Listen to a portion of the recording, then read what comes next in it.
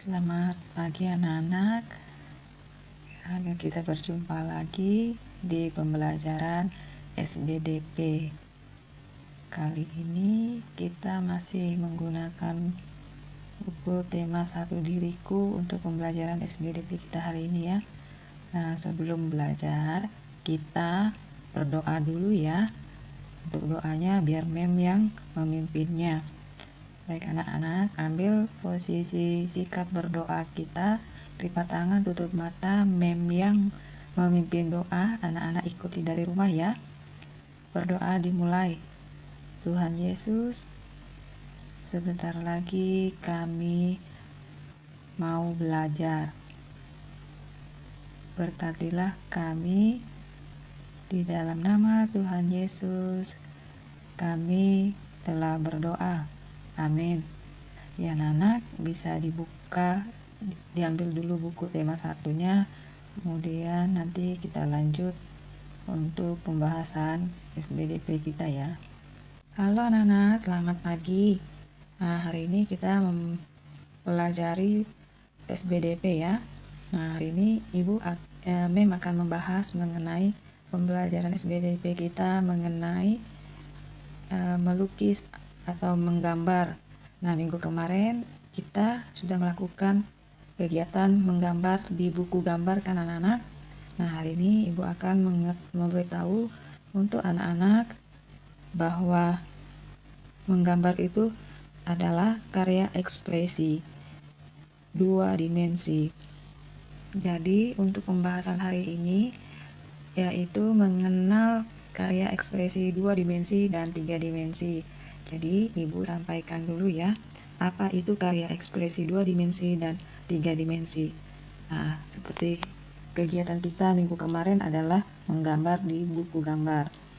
Jadi, karya menggambar di buku gambar itu adalah karya 2 dimensi.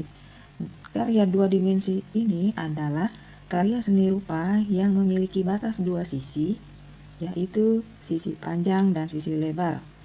2 dimensi tidak memiliki ruang karena tidak memiliki ketebalan atau tidak memiliki ketinggian.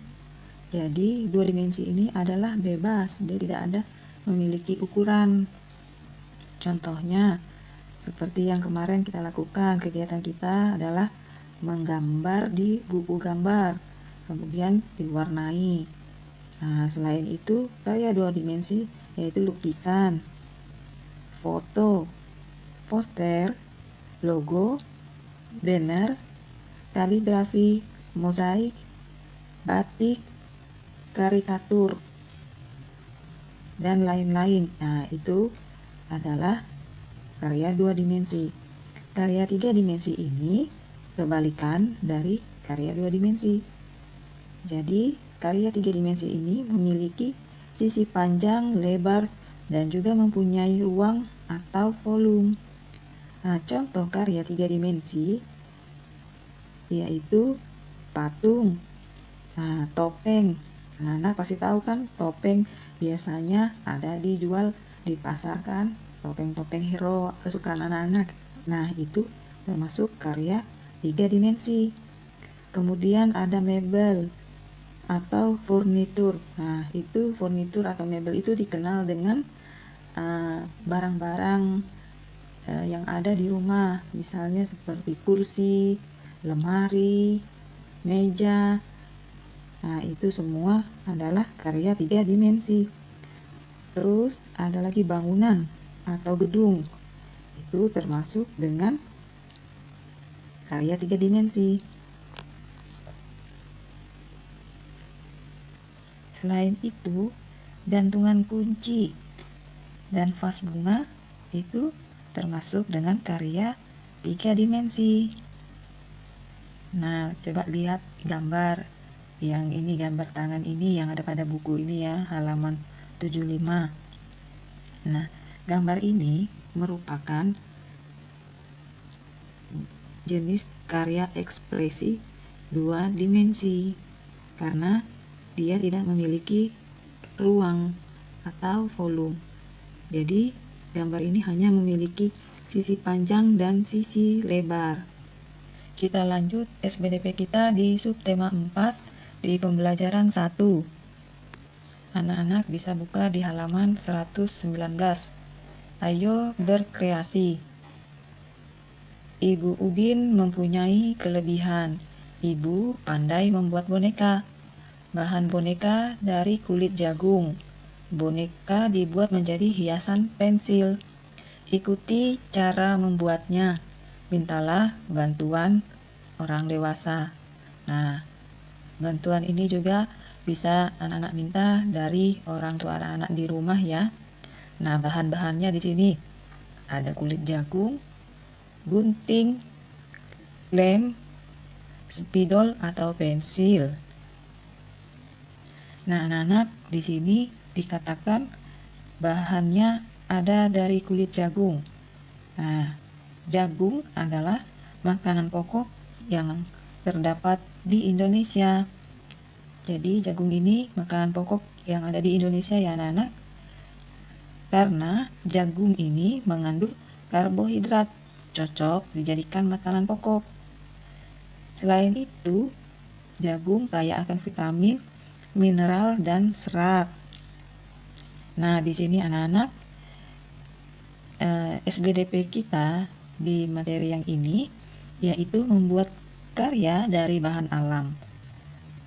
Jadi, maksudnya adalah membuat karya seni dari bahan alam atau yang berasal dari tumbuh-tumbuhan ataupun hewan. Salah satu karya dari bahan alam adalah membuat boneka dari kulit jagung ini. Contoh lainnya yaitu kendi atau kentongan yang dari tanah liat, karena bahan alamnya adalah tanah liat. Selain itu ada juga karya dari bahan alam yang lain, itu tikar rotan, yang bahan alamnya adalah rotan. Karya lain yaitu kursi kayu, yang bahan alamnya adalah dari pohon kayu jati, atau dari pohon kayu mahuni, atau dari pohon kayu pinus. Nah, itu dia tadi sudah Mem sebutkan contoh-contoh karya yang terbuat dari bahan alam. Nah, untuk pembuatan boneka dari kulit jagung ini bisa kita lihat anak-anak di halaman 119 ini ya. Ada diberitahukan petunjuk cara pembuatannya. Yang pertama, membentuk kulit jagung menjadi bulat untuk kepala. Berarti yang pertama kita membuat kepalanya. Kemudian yang kedua kita membuat bajunya dengan kulit jagung yang baru. Kita gunting dulu, rapikan di ujungnya, baru kita buat menjadi baju. Lalu di sini di halaman berikutnya 120, diberitahukan langkah ketiga dan keempatnya anak-anak ya. Langkah ketiganya dimasukkan pensil atau spidolnya ke bagian dalam dari kulit jagung yang sudah kita buat baju dan kepalanya tadi. Langkah keempatnya kita membuat rambut dari rambut jagung yang dilengketkan dengan lem. Nah, kemudian diletakkan di kepalanya. Lalu setelah itu bagian wajah depannya kita gambar wajah, yaitu berupa mata, kedua mata, dan mulutnya. Tapi jangan lupa di sini kita juga harus membuat tangannya juga dari kulit jagung. Nah, setelah langkah keempat selesai, maka tersusunlah siap bonekanya seperti gambar yang satu ini yang sudah jadi. Nah, inilah gambar boneka dari kulit jagung tadi. Nah, anak-anak, untuk mempermudah anak-anak membuat boneka dari kulit jagung, Mem akan melampirkan video singkat untuk membuat boneka dari kulit jagung ini ya. Nanti anak-anak bisa ikuti dan lakukan di rumah untuk membuat boneka dari kulit jagungnya ya anak-anak. Nanti minta bantuan dari orang tuanya di rumah ya untuk membuat ini, atau minta bantuan dengan Cece ataupun kokonya yang ada di rumah ya. Jadi anak-anak tidak ada merasa kesulitan untuk membuat boneka ini.